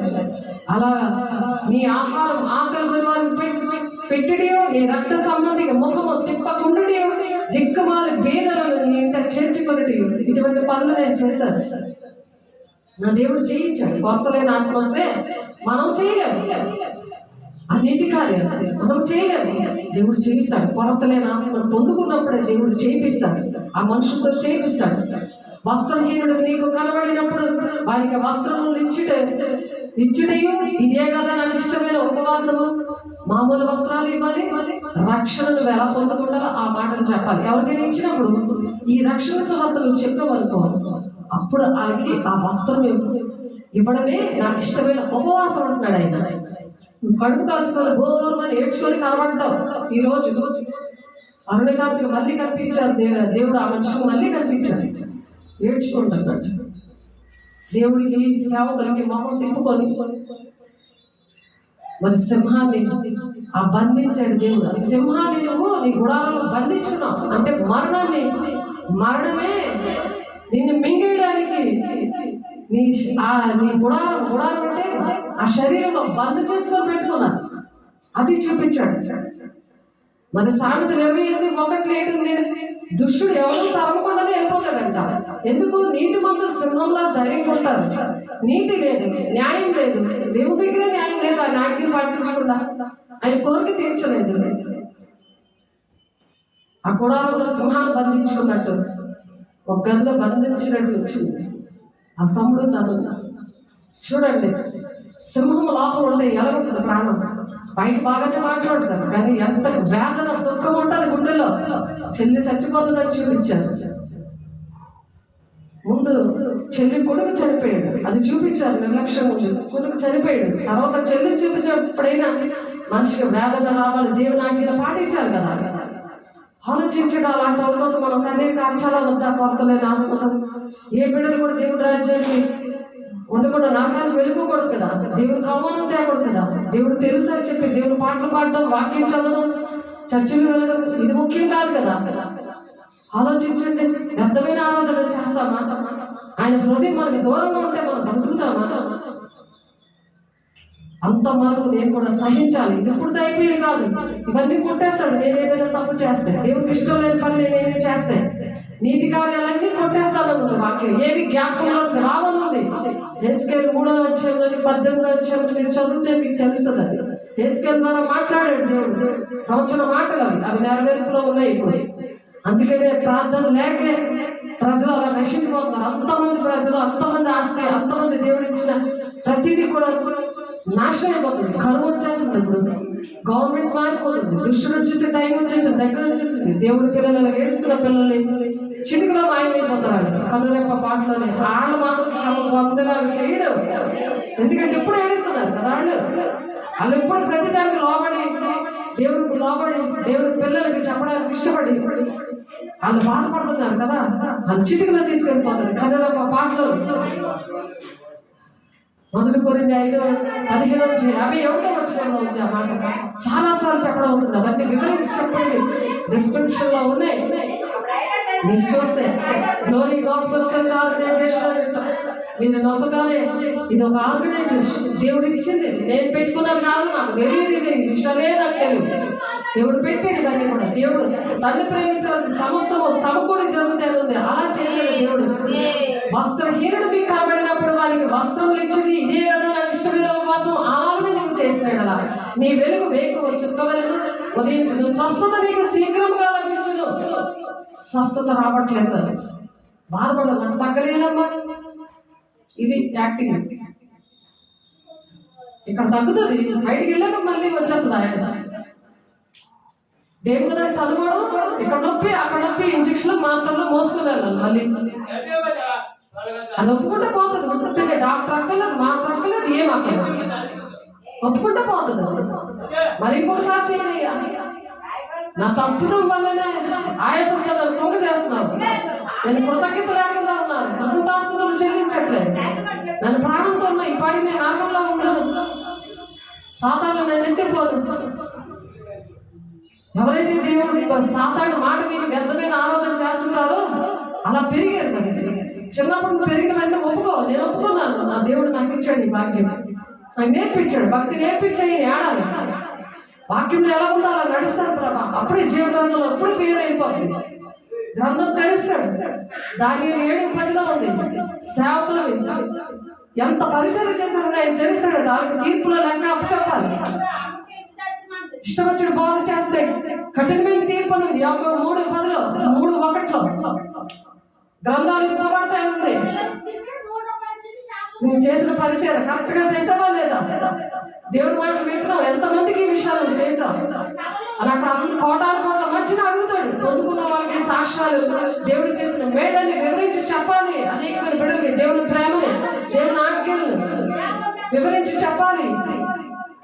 చెప్పలేని వాళ్ళు చూడాలి ప్రభా, ఈ వాక్యం చూడాలి ప్రభా, అనేక మంది రక్షణ పొందుకోవాలి ప్రభా. ఆ ప్రార్థననే కనీసం చేయాలి. సన్నిధిలో కూర్చొని, సన్నిధి పక్క బయట దెబ్బ మీద కూర్చొని చక్క సోపాలకు చక్కగా టైల్స్ వేయించారు దేవుడు. అక్కడ బ్యాండ్రంలో కూడా దేవుడు చర్చిస్తున్నారు, దానికోసం ప్రార్థన చేయాలి. అనేక మంది అది ఎలా కట్టాలి కూడా దేవుడు చూపిస్తున్నారు. అటువంటి వారిని లేవనెత్తారు, చేతిలో ఏం లేదు.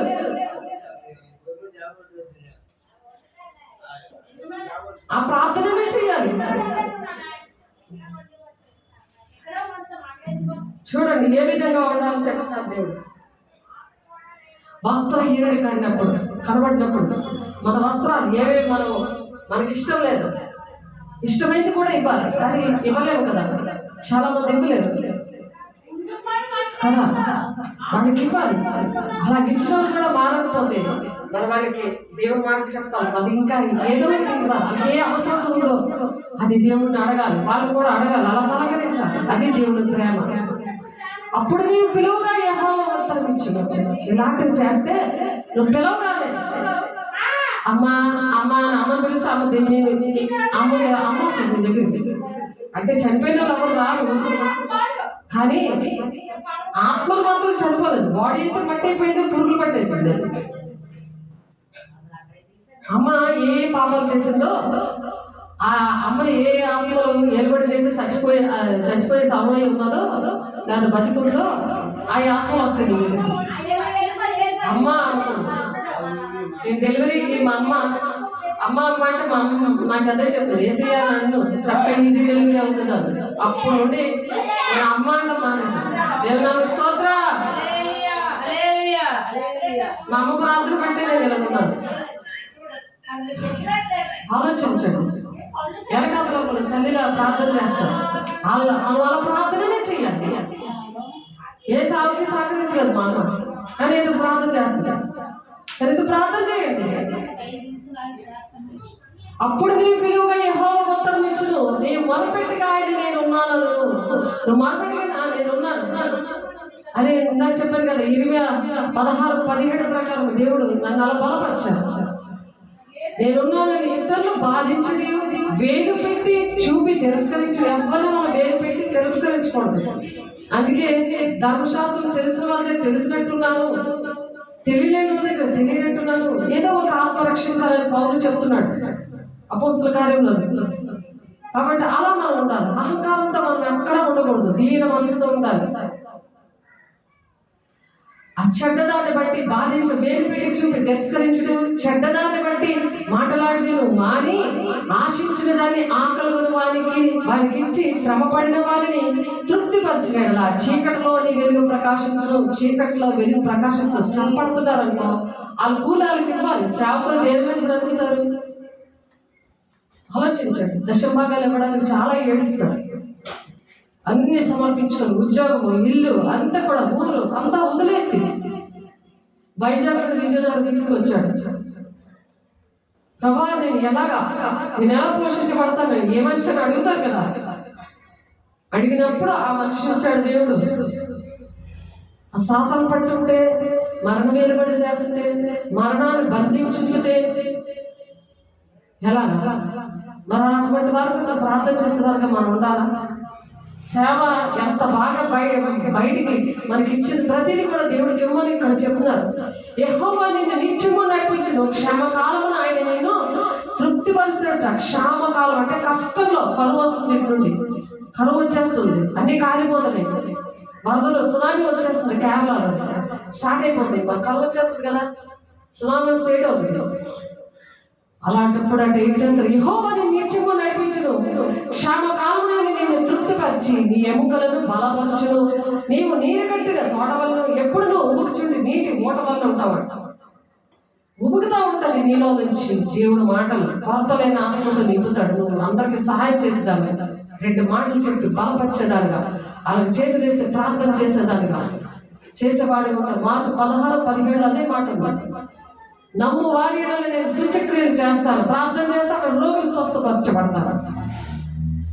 దుష్టుడిని అక్కడ సాతాను వెళ్ళగొట్టే శక్తి ఇస్తాడట. పోతే ఎవరైనా నేను పగబట్టి విషకరమైన ఏదైనా పెట్టారనుకో, ఏటి జరగదని ఉంది అక్కడ. నమ్ము వారి ఎడల, నమ్మాలి దేవుడి మాటలు. నమ్మి బాప్తిసం తీసుకున్నాడు, రక్షణ పొందుకుంటాడు. నమ్మని వారికి శిక్ష విధించబడింది. ఇంక శిక్షలో ఉంటే బాప్తిసం తీసుకుంటారని తన కొడుకు బాప్తిసం ఇస్తానని ఇప్పుడు బాప్తిసం లేదు. ఎప్పుడైతే వెళ్ళిపోయిందో సాధారణగాడు ఆ గుండె తెచ్చి, సాధారణగాడు గుండె తెచ్చి కడుపులో గుండెలో పెట్టాడు. అది చూసిన 6 నెలల వరకు నాకు కాంటాక్ట్ లో లేదు. సాతానుతో నువ్వు కాంటాక్ట్ అవుతుంటే వ్యర్థమైన ఆరాధన చేసి దేవుని ఆజ్ఞలు పాటించాలని ఎంత కోరుకుంటున్నానంటే, దేవుని నువ్వు దుఃఖపెడుతుంటే నీకు ఎలాగ కలిసి ఉంటుంది. గంటల ప్రార్థనలు చేసి నేను దేవుళ్ళలో ఉన్నాను కదా, ఏ చర్చికి పడితే ఆ చర్చికి వెళ్ళిపోయి నిన్ను ఎవరు కదా 3 సార్లు బాప్తిసం తీసుకుంది. 3 సార్లు పాపాలు పోతాయి అంటే పాపాలు పోవు. ఎక్కడ పోతాయి పాపాలు? ఒక్కసారి తీసుకుంటే చాలు. పాపాలు పోవాలని చేతులేసి ప్రార్థన చేస్తే దేవునాత్మ రాదు. నాకేం జరగలేదండి, చేతులేసి ప్రార్థన చేస్తే టెంపరీగా దేవునాత్మతో నింపబడతారు. మన మట్టుకు మనమే పరిశుద్ధాలను పొందుకోవాలి. కాబట్టి యెహోవాను నిత్యము నడిపించిన క్షేమకాలం ఆయన నేను తృప్తిపరిచి నీ ఎముకలకు బలపరచును. నీవు నీరు కట్టిన తోట వలని ఎప్పుడు నువ్వు ఉబ్బుకొచ్చుండు, నీటి వలె ఉంటావట. ఎప్పుడు ఉబ్బుకుతా ఉంటావు. దేవుడు లేకపోతే నా దేవుడు ఉన్నాడు ఒక ధైర్యం ఉంటావు. ఎటువంటి కష్టం వచ్చినా సరే నీ దేవుడు చుట్టూ కంచేసేస్తాడు, నేను నడిపిస్తాడు. నీ ఇంటికి, నీ కుటుంబానికి, ఉన్న దేశానికి. అందుకే దేశం కోసం ప్రార్థన చేయమన్నారు. మనుషులందరి కోసం సంపూర్ణమైన భక్తి కలిగి ఉంటే ప్రార్థన చేయాలి. లేకపోతే వాళ్ళలో ఉన్న చీకట్లన్నీ ఒంట్లోకి ఎలుబడి చేస్తాయి. కొరత లేని ఆలయం అడగాలి. పూర్వకాలంలో పాడైన స్థలములను నీ జనులు కట్టెదరు, నీ జనులు కట్టెదరు. ఇంకో నా ఆత్మీయులు నేను లేకపోయినా ఇక్కడ పనిలో కట్టారు, ఇక్కడ కడుతున్నారు. ఎలా కట్టాలని చూపించాడు దేవుడు. పూర్వకాలంలో పాడైపోయిన ప్లేస్ ఇదంతా. పూర్వకాలం నుండి పాడైపోయిన స్థలము నీ జనులు కట్టెదరు. అనేక తరముల కింద పాడైపోయిన పునాదులు మరలా కట్టెదరు. విరగబడిన దానిని బాగు చేయవాడు. విరిగిపోయిన వారిని అన్నింటినీ కూడా బాగు చేస్తాం. మనం విరిగిపోయిన హృదయాలని బాగు చేస్తాం. దేవుడు లేడు, నాకు దేవుడు ఏం చేయలేదని అని దేవుడు అంటే తెలియలేదు ప్రజలు లేదు, వాళ్ళని బాగు చేస్తాం. పూర్వకాలంలో పాడైపోయిన స్థలములను నీ జనులు కట్టెదరు. అనేక తరముల కిందట పాడైపోయిన పునాదులు నీవు మరలా కట్టెదరు. విరగబడిన దాన్ని బాగు చేయవాడవని, దేశంలో నివసించినట్లుగా త్రోవలు సిద్ధపరచువాడవని నీకు పేరు పెడతారనమాట. ఎలాంటిదైనా మా ఇంట్లో మా ఆయన ఎక్కడికి వెళ్ళిపోయిన సువార్తకి ఎక్కడికి వెళ్ళా ఎలాగైనా ఆమె బతికేస్తుంది. కాన్ఫిడెన్స్, నా పుట్టింటికి నా అత్తింటికి మా ఆయనకి కాన్ఫిడెన్స్. అవునా కదా? మీరు చూస్తున్నారు కదా, అవునా కదా? చెప్పండి. కాన్ఫిడెన్స్. కాబట్టి నా విశ్రాంతి దినం వ్యాపారంగా చెయ్యొద్దంట. విశ్రాంతి దినం సన్నిధికి రావాలి, వ్యాపారం చేయకూడదు. అలా ఉండకూడదు. విశ్రాంతిని వ్యాపారం చేయకుండా నాకు ప్రతిష్ఠిత దినమైన నీవు ఊరకుండిన ఎడల విశ్రాంతి దినం మనోహరమైనదని, యెహోవాకు ప్రతిష్ఠిత దినమే ఘనమైనదని అనుకొని దాన్ని ఘనముగా ఆచరించడం, నీకు ఇష్టమైన పనులు చేయకి, వ్యాపారం చేయకి, లోకవార్తలు చెప్పుకొనుకో ఉండాలి. ఇంట్లో వాళ్ళు కోసం ఉండిపోయేవాళ్ళు. ఆ రోజు డ్యూటీ సెలవు, చర్చికి రావాలి కదా, సెలవు పెట్టుకొని రావాలి కదా, చెప్పా చేయకుండా వెళ్ళిపోయావు కదా సంఘాన్ని నుంచి పెట్టి. ఇప్పుడు బాధ వచ్చినప్పుడు నీకు బాధ అర్థం అవ్వాలా వద్దా? ఆలోచించండి. మరి మనం ఎలా ప్రార్థన చేయాలి? అలా ఉంటేనట్ట, అలా ప్రార్థన చేస్తే లాస్ట్ మాట చూడండి. అలా ఉన్న వాళ్ళందరూ దేవుని ఆజ్ఞలు పాటించాలని దేవుడు ఎంత కోరుకుంటున్నాడు. ఇవంతరం చేద్దాం, అది కూడా అంత వరకు వాక్యం ఓర్పుతో అంగీకరించి నీవు యెహోవా యందు ఆనందించను. దేశం యొక్క ఉన్నత స్థలముల మీద నేను ఎక్కించదును. నీ తండ్రి అయిన యాకోబు స్వాస్థ్యములు నీ అనుభవంలో ఉంచదును. యెహోవా సెలవిచ్చిన వాక్యదే. అందరికీ వార్త ఒకరి ఒకరికి అలా వెళ్ళి ఇసుక రేణువులాగా దేవుని మాటలు వెళ్ళి అంత సంతానం ఇచ్చి దేశంలో అలా ఉన్నతంగా దేవుడు దీవిస్తాడట. ఈ మాటలు దేవుడు దీవించిన కాక ఆత్మీయ పోరాటము మనము దేవుడు అట్టి విధంగా మనకి సహాయం చేయను కాక. ఆమేన్. పరిశుద్ధాత్ముడా నీకు వందనాలు. మహిమ గల దేవా, హయా ఎన్నిక లేని దాన్ని, ఏ మంచి లేని దాన్ని ప్రభు, ఇవన్నీ నాకు తెలియదు. నన్ను నిలబెట్టుకొని ఇదిగో నాయన ఇచ్చిన బిడ్డలతో, అనేకమైన బిడ్డలు తండ్రి నాయన వారితో మాట్లాడడానికి ఆన్లైన్లో ఆఫ్లైన్లో మీరు మాట్లాడుతున్నందుకు వందనాలు. వింటున్న వాళ్ళందరినీ మీద నీ ఆత్మను కుమరించండి. మంచి నేల మీద పడిన విత్తనములు ఫలించి అభివృద్ధి భూమిని నిండించడానికి ఆదికాండం 1:28 ప్రకారం భూమిని నిండించడానికి సహాయం ఇచ్చినట్టు విధంగా అయ్యా ద్వితీయోపదేశకాండం 28 వచనంలో కూడా ఉన్నతంగా దీవిస్తా అన్నావు ఆయన. మరి అలాగే యెషయా 14 వచనం కూడా అట్టి విధంగా మమ్మల్ని దీవించి ఆశీర్వదించి అయ్యా వాక్యాన్ని ఓర్పుతో అంగీకరించండి. శోధన కాలంలో మరి ప్రకటన 3వ అధ్యాయంలో అయ్యా 9-10 వచనాలు మీరు చెప్పినట్లుగా మమ్మల్ని దాస్తున్నారు. అలా ప్రతి ఒక్కరిని ప్రభు అట్టి విధంగా దీవిస్తున్నారు. పేరు పేరు మీరు దర్శించి మాట్లాడుతున్నారు. వందనాలు స్తోత్రాలు చెల్లిస్తుంది. యేసే పరిశుద్ధ నామములో బ్రతిమలాడి వేడుకుంటున్నాం తండ్రి. ఆమేన్.